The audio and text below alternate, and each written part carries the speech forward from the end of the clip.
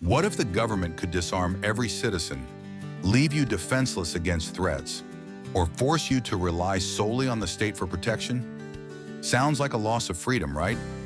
That's why the Second Amendment exists. It's just 27 words, but it protects one of the most debated rights in America, the right to keep and bear arms.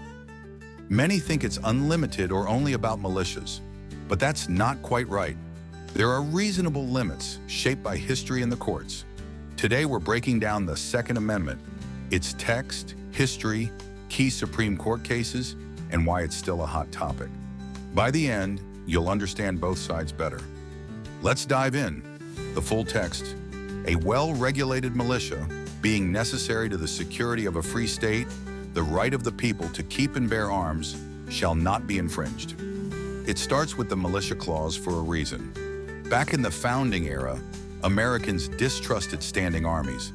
They saw them as tools of tyranny, like in England. Instead, they relied on citizen militias, ordinary people armed and ready to defend their communities. Roots go back to the English Bill of Rights and colonial experiences.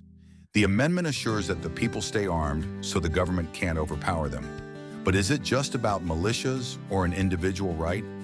For centuries, courts saw it mostly as tied to militia service. Then in 2008, everything changed with District of Columbia v. Heller. The Supreme Court ruled 5-4 that the Second Amendment protects an individual's right to own firearms for lawful purposes like self-defense in the home, unconnected to militia service. They struck down D.C.'s handgun ban and requirement to keep guns unloaded. The court said self-defense is the core of the right, but it's not unlimited. Long-standing bans on felons, the mentally ill, or guns in sensitive places like schools are okay.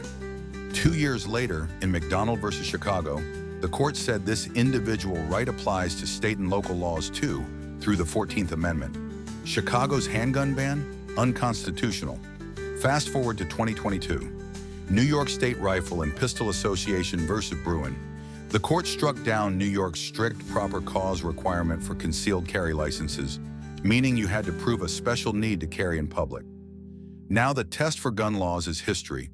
If the Second Amendment's text covers the conduct, the government must show the regulation matches America's historical tradition of firearm rules. This expanded public carry rights in many places.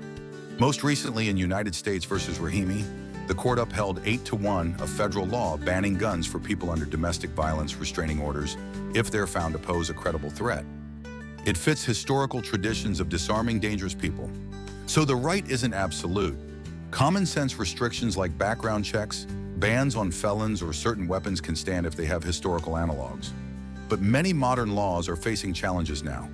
Today, debates rage over assault weapons bans, age limits for buying guns, red flag laws, and more.